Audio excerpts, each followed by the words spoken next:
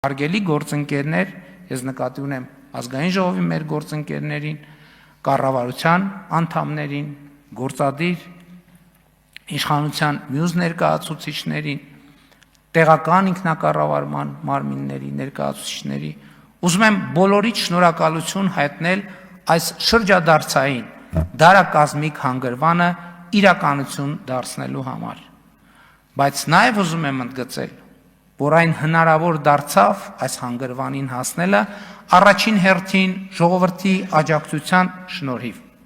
որովհետև կառավարությունն ու խորհրդարանական մեծամասնությունը ոչինչ չէին կարող անել, եթե չունենային ժողովրդի մանդատը ու աջակցությունը, եթե չունենայինք լեգիտիմություն իրագործելու այն քաղաքականությունը, որը վարել ենք 2021 թվականից սկսած։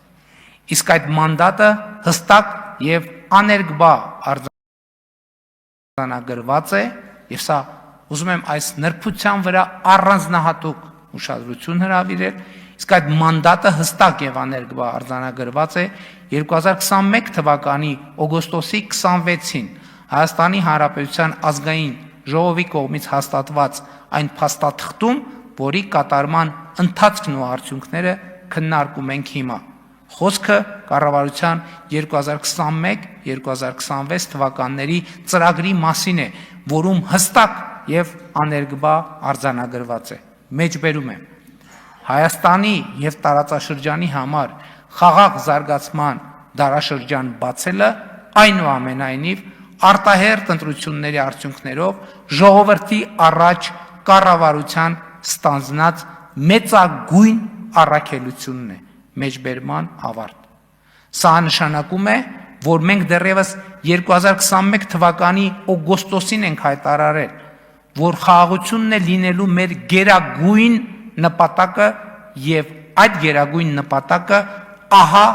իրագործված է։ Հարց է հնչում, ինչ գնով։ Այն գնով, որով հնարավոր էր դա իրագործել։ Այո, բազում զոհերի ու զոհողությունների գնով, բազում զրկանքների և տառապանքների գնով, դժոխքի միջով անցնելու գնով, բայց այսօր մենք ունենք այն, ինչ դեռ ի սկզբանե եղել է մեր գերագույն նպատակը՝ պետություն, խաղաղություն, զարգացում և հեռանկար, հորիզոն, անսահման հորիզոն մեր առջև։ Ղարաբաղը մերն էր և այլևս մերը չէ խոսույթը աշխարհաքաղաքական թակարդում մեր գտնվելու փիլիսոփայությունն ու հայեցակարգն է։ Իրականությունն այն է, որ Հայաստանի Հանրապետությունը մերը չէր և այլևս մերն է։ Իրականությունն այն է, որ մեզ հայտնի բոլոր տարածքները հայկական վերահսկողության տակ եղել են մեր պետության, մեր ինքնիշխանության, մեր անկախության, մեր բարեկեցության, մեր անվտանգության ու մեր ապագայի հաշվին։ Ու մենք դա չենք հասկացել, հարգելի գործընկերներ։ Պիտի խոստովանենք, որ մենք չենք հասկացել դա։ Գուցե եղել են մարդիկ, որ հասկացել ու չեն բարձրաձայնել, որովհետև վախեցել են։ Եղել են մարդիկ, որ և հասկացել են և բարձրաձայնել, բայց նրանց կամ չենք լսել, կամ չլսելու ենք տվել, կամ լռեցրել ենք, համոզված լինելով, թե նրանք չեն հասկանում, թե ինչ են խոսում։ Մինչդեռ մենք, այդ թվում ես, չենք հասկացել, թե ինչ ենք անում, սկսած 1988 թվականից, չենք հասկացել, թե ինչ ենք անում և արել ենք ամեն ինչ ինքներս մեր դեմ և ի հեճուկս մեր պատմության մեզ տված դասերի։ Բայց այսօր մենք կարող ենք ասել, որ մենք կառավարությունը,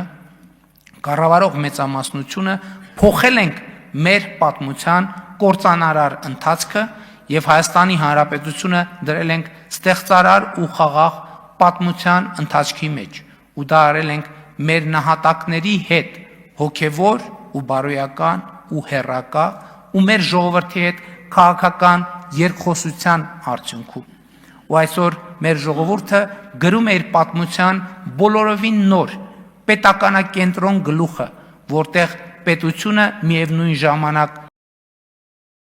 եւ նպատակ է եւ միջոց։ Նպատակ է, որովհետեւ մեր ինքնությունը հնարավոր է պահպանել եւ զարգացնել, մեր բարեկեցությունն ու անվտանգությունը հնարավոր է ապահովել պետության պայմաններում, միայն պետության պայմաններում, եւ միջոց է, որովհետեւ պետությունն է մեր ինքնությունը պահպանելու եւ զարգացնելու, մեր բարեկեցությունն ու անվտանգությունը ապահովելու միակ հուսալի միջոցը։ Պետությունը ինքը ինքնություն է եւ պետությունն է ինքնությունը, սրանով արդեն պետությունը եւ նպատակ է եւ միջոց։ Իսկ պետությունը պահպանել եւ զարգացնել հնարավոր է միայն խաղաղության պայմաններում, եւ մենք այսօր ունենք այդ խաղաղությունը։ Բայց նաեւ պիտի հաշվի առնենք, որ խաղաղությունը նոր է, մանուկ է, դեռևս խոցելի է եւ մեր ամենօրյա խնամքի կարիքն ունի։ Մանավանդ այսօր, երբ այդ մանուկ խաղաղությունը դարձել է պատերազմի եռագլուխ կուսակցության ու նրանց սատարող ուժերի հիմնական թիրախը։ Սիրելի ժողովուրդ, հարգելի ներկաներ, Հայաստանի Հանրապետության եւ Ադրբեջանի Հանրապետության միջև խաղաղություն եւ միջպետական հարաբերություններ հաստատելու մասին համաձայնագիրը ճիշտ է ստորագրված չէ, բայց նախաստորագրված է։ Մենք պետք է հասկանանք ինչ է նշանակում նախաստորագրված պայմանագիր, համաձայնագիր։ Դա նշանակում է,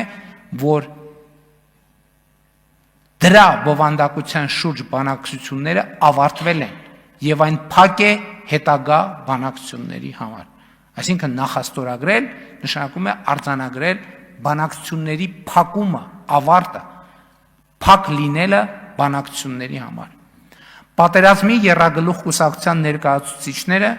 մեկը մյուսի հետևից իրար հերթ չտալով խոսում են խաղաղությունը վերաբանակցելու մասին, այն իբր ավելի լավը դարձնելու նկատառումով։ Իսկ կներեք, ով կարող է ապացուցել, որ այդ վերաբանակցման արդյունքում այն փաստաթուղթը ավելի լավն է դառնալու։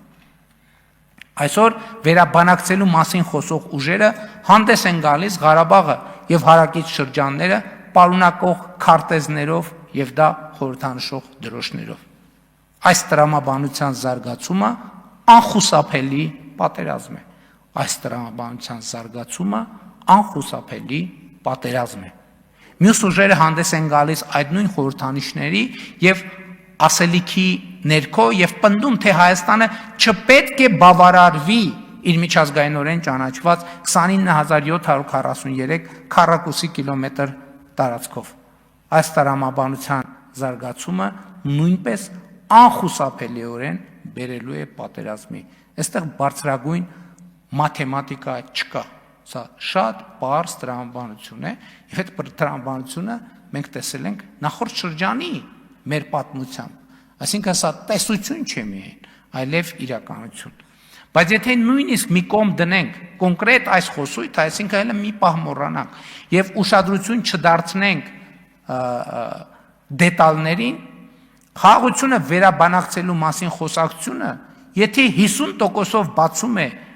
ավելի լավ խաղաղություն ունենալու դուռը, 50%-ով էլ բացում է խաղաղություն չունենալու, այսինքն պատերազմ ստանալու դուռը։ Սա անկախ ամեն ինչից։ Սա արդեն քաղաքի ճաշակի հարց չէ ուրեմն,